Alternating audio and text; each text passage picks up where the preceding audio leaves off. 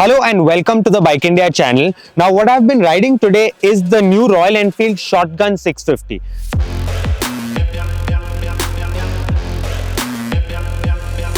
Now this right here is clearly based off the Super Meteor 650, which is one of the most premium offerings from Royal Enfield.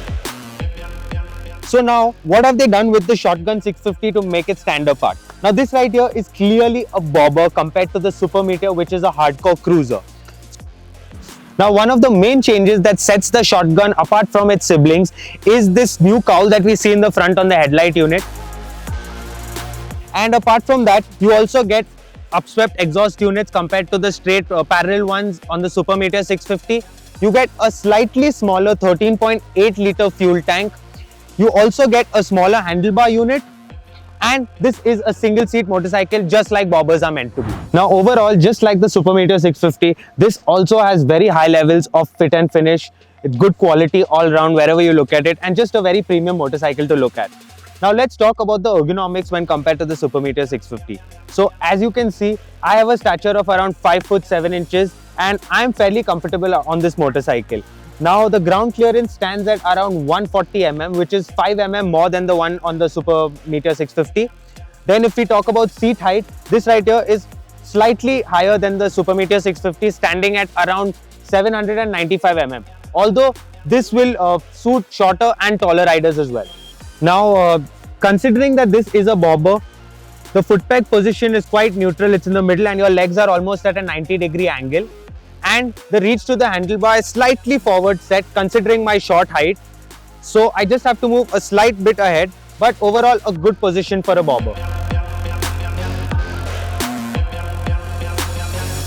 Now this is the same chassis and swing arm that was developed in conjunction with Harris Performance, and sitting within it is the 648cc air and oil cooled motor, churning out the same horsepower and torque as this, which is around 47 horsepower at 7,250 RPM and a peak torque of 52.3 Nm at 5,650 RPM.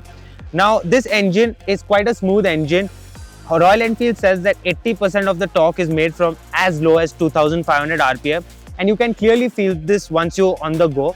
So it's a really smooth and tractable motor. It quickly gets up to triple-digit speeds. And there are only a few vibrations if you really push the motor. Although again, this is not a motorcycle that is meant to be ridden that way, so that's not going to be a problem for the target audience. Now this right here, in terms of suspension and brakes, this gets Showa big piston upside down forks at the front and Showa twin shock absorber units at the rear as well. In terms of braking, you get a 320 mm disc up front and a 300 mm disc at the back with dual channel ABS. Now the braking performance is really good. There's good calibration from the ABS and you can get this to a halt pretty easily in any situation. When it comes to the suspension, this is obviously a motorcycle that is low to the ground and it is slightly on the stiffer side.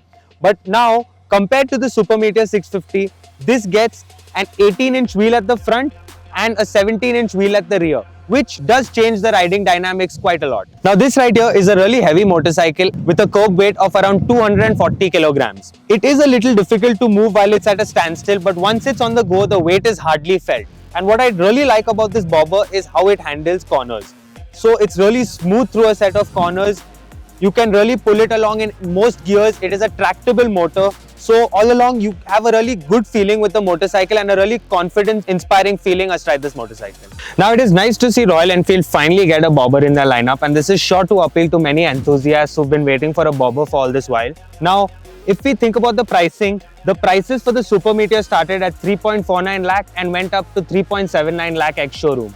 So that is their most premium motorcycle, and we can expect this to be around 15 to 20,000 rupees cheaper than the Super Meteor 650 when it is launched. Let us know what you think in the comment section below. Also, like, subscribe and follow the Bike India channel for more content like this.